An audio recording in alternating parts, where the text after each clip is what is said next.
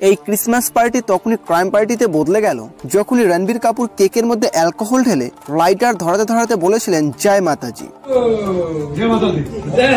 আর তখন হিন্দু ধর্মের সেন্টিমেন্টস নিয়ে মজা করার জন্য তার উপর কেসও হয়েছিল। তার পুরো বংশই তো হিন্দু, তিনি কখন মুসলিম হলেন? আর ধর্ম তো ধর্মেন্দ্রের ছেলে সানি দেওলও পরিবর্তন করেছেন। কিন্তু এখন প্রশ্ন এটা, তারা মুভিতে যে ধর্মগুলির বিরোধিতা করেন বাস্তবে তারা সেই ধর্মগুলোকেই কেন গ্রহণ করেছেন? যতটা রহস্যময় এই প্রশ্নটির উত্তর, ঠিক ততটাই ইন্টারেস্টিং রাকি শ্রাবন্তের ফাতেমা দুলহানি হওয়ার যাত্রাটা। রোজে ভি করুঙ্গি, উমরা ভি যাউঙ্গি। তবে বেশি দেরি না করে লেটস স্টার্ট। কাম সে নাম বানা, যেমন মুন্না ভাই MBBS, গোলমাল, এক সে বুড়ে দো, ধামাল, তরিকায় ভিক মাংনে কা। ঠিক এইরকম বলিউড আরশাদ ওয়াসিরকে ছাড়া ফাঁকা ফাঁকা, কারণ তার অ্যাক্টিং এর কমেডি ছাড়া বলিউড যেন ফাঁকা ফাঁকা। আবার তিনি বলিউডের জন্য গানও গেয়েছেন, তিনি তার কোরিওগ্রাফিতে অনেককেই নাচিয়েছেন। এছাড়া প্রডিউসার, ডিরেক্টর, রাইটার প্রভৃতি ট্যালেন্টগুলি যেন তার কোণে কোণে ভরে আসে। তবে তার জন্য এই সাফল্যগুলি পাওয়া মোটেও সহজ ছিল না। আসলে তিনি একটি মুসলিম পরিবার মানে আহমেদ আলী খানের ঘরে জন্মেছিলেন, কিন্তু তিনি যখন 14 বছর বয়সে অনাথ হয়েছিলেন তখন 10ম ক্লাসে পড়াশোনা ছেড়ে দেওয়া, মুম্বাইয়ের অলিগলিতে ধাক্কা খেয়ে বেড়ানো, 17 বছর বয়স হতে হতেই তাকে কসমেটিক সেলসম্যান পর্যন্ত হতে হয়েছিল। এত বাধা বিপত্তির পরেও তার লাইফ লাইন ছিল ডান্স। তিনি এত ভালো ডান্সার ছিলেন যে 1991 সালে ইন্ডিয়ান ডান্স কম্পিটিশন এবং 1992 সালে ওয়ার্ল্ড ডান্স চ্যাম্পিয়নশিপ জিতে নিজেরই একটি ডান্স স্টুডিও তৈরি করেছিলেন। এরপর তিনি যখন বলিউডে ডান্স কোরিওগ্রাফ করছিলেন তখন জয়া বচ্চন তাকে দেখে এবং তেরে মেরে স্বপ্নে মুভির রোল অফার করে।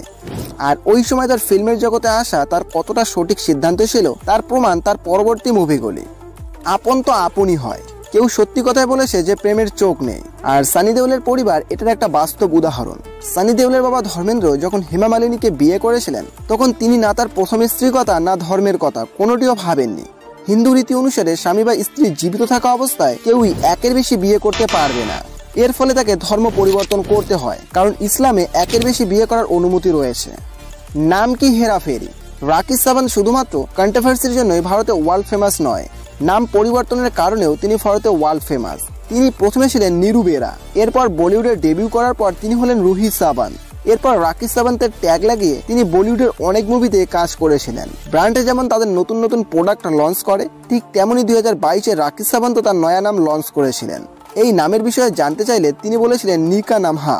তিনি শুধুমাত্র নামেই মুসলিম হননি, তিনি রোজা রেখেছিলেন এবং নামাজও পড়েছিলেন, মানে ইসলামকে সম্পূর্ণভাবে গ্রহণ করেছিলেন। রাখি যখন আদিলকে তালাক দিয়েছিল তখনও তিনি ইসলামকে মেনেই চলেছিলেন। তবে রাকি শ্রাবন্ত को आगे बढ़ने से कोई डिवोर्स रोक सकता है क्या? बात तो सही है। তবে নিচে কমেন্টে অবশ্যই জানাবেন রাকি শ্রাবন্ত কোন নামেই সেরা ছিল। আসল ধর্ম কোনটা? রাহার ফেস রিভিল যতটা না ভাইরাল হয় তার থেকে বেশি ভাইরাল হয় রণবীরের জয় মাতাজি। আর এর থেকে মুম্বাইয়ের এক ব্যক্তি রণবীরের উপর ধর্মকে অপমান করার কারণে কেসও করেছিলেন। বাট এটাই প্রথমবার নয়, এর আগেও রণবীর কাপুর হিন্দু ধর্মকে অপমান করেছিলেন। প্রথমে রকস্টার মুভিতে, পরে পিকেতে কাজ করে রণবীর অনেকবার হিন্দুদের কষ্ট দিয়েছিলেন। তবে রণবীরের যদি ধর্ম নিয়ে আলোচনা করা যায় তবে তিনি পাঞ্জাবি হিন্দু খাত্রী অরিজিন ওরিয়েন্টেড। তবে তার স্ত্রী আলিয়া ভাট একজন মুসলিম, যেখানে তার বাবা মাও মুসলিম, আর সেখানে তার মেয়ের নামও তিনি মুসলিমই রেখেছেন।